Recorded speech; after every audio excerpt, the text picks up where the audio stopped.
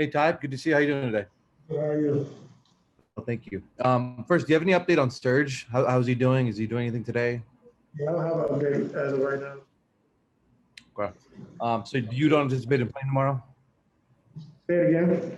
So you don't anticipate him playing tomorrow? I don't think so. I haven't had a chance. We had a coaches meeting and we kind of ran late, so I haven't had a chance to even meet the medical staff yet. So I just came straight down and do media, but I'll talk to the guys once I get out of here. Okay, we'll move over to Justin Rooster. Hey, Coach, good to see you today. At the end of game 4, even with it being a blowout, it seemed like Dallas was able to get some rim pressure from Dwight Powell. And I'm curious to how much, like in your opinion, those types of plays at end of the games factor into the scouting and analysis going forward in a series like this where he could play a role down the line. Yeah, I thought he came in, got a couple dunks, played around the rim a little bit. But we know how we want to play him when our guys are in the game. And, unfortunately, our young crew was out there. So we'll be able to adjust to that, if they decide to go to that. But he is a high energy player. He's a guy who's a lob threat. He runs the floor.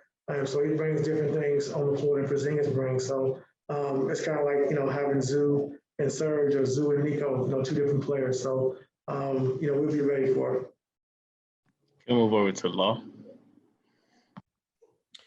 Ty, after game 2, you said that Dallas has to go home and try to keep up the same shooting. And a lot of us were like, that seems like that should be reasonable, that they would keep up the shooting going to a place that they're familiar with. And then they miss all the threes that they missed Sunday night. So now they are coming back to LA. How are you feeling about where the shooting for both teams are at when the series coming back to LA? Well, I think it's about our turn to start shooting the ball well. I mean, we shot it okay, but we haven't had one of those games where we, really shot the ball really well. So I'm coming home, like I said, our fans and crowd be ready to go. But I think it's about time for us to shoot the ball well. We haven't really shot at a high clip like we're capable of or like we have all season. So and I'm waiting for one of those games from us, Law. We'll move over to Mason. Hey, Coach. After game 2, we asked you what the level of concern was around the team, what the tension was like, and you said there wasn't that much. But now that you guys have come back and tied the series, does it feel like there's sort of like a pressure release where you guys are like, all right, now the series is basically reset, it's best of 3. Do you feel like the mood has shifted at all since you guys won on Sunday? I mean, we were down 2-0. Of course, it's not a position you want to be in. But after showing our team the mistakes we were making and the points that we were giving up to a team that's so great offensively, they understood what we had to do. And coming into game 3 and game 4, we simplified our defense. And I thought game 2, we understood how we wanted to attack this team. So offensively, we were in a good spot.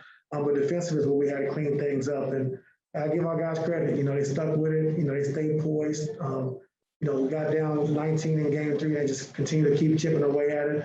But I think we found the recipe of how we want to play this team on both ends of the floor now.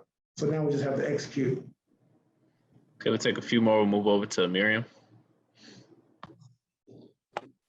Hey, Ty. Hope you're well. How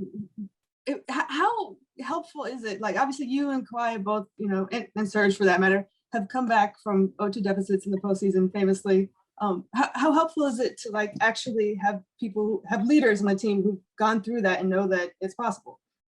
It's very helpful. For guys who've been there, who've done it, who've seen it.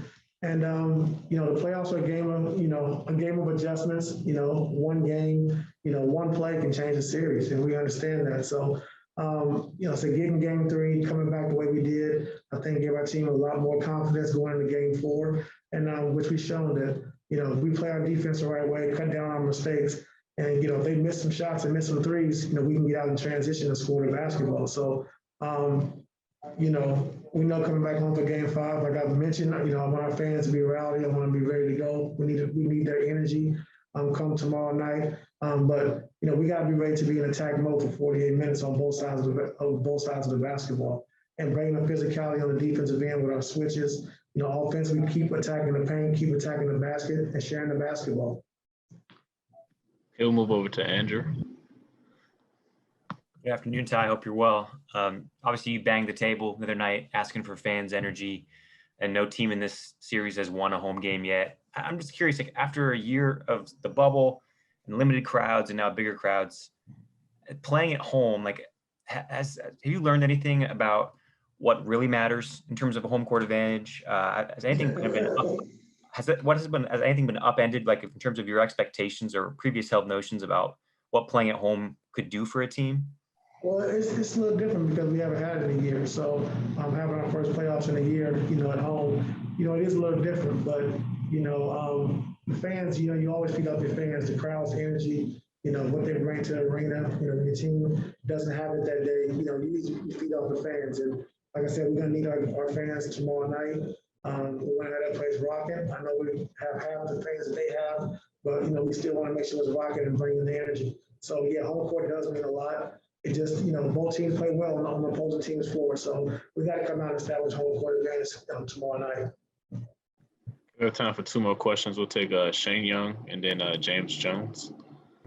Hey, Ty, you kind of touched on it there. How did you feel after watching the tape? How did you feel about the coverages with Reggie and Kawhi and the show and recover where, Kawhi would try to deny the switch and get back to Luka? How did you feel that you guys fared there? I felt great. I thought Reggie did a great job of showing, getting out, rerouting the basketball, and giving Kawhi and our primary defender on Luka a chance to get back in front of the basketball. And his show's been great the last 2 games, unbelievable. And we'll close out with James Jones.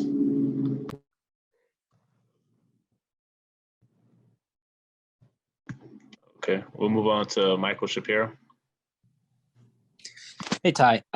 In terms of going in a series from down 0-2 to 2-2, what kind of role has Rajon Rondo played in that? And kind of more generally, has he lived up to the expectations? Has he been the kind of player you would hope to get when you acquired him?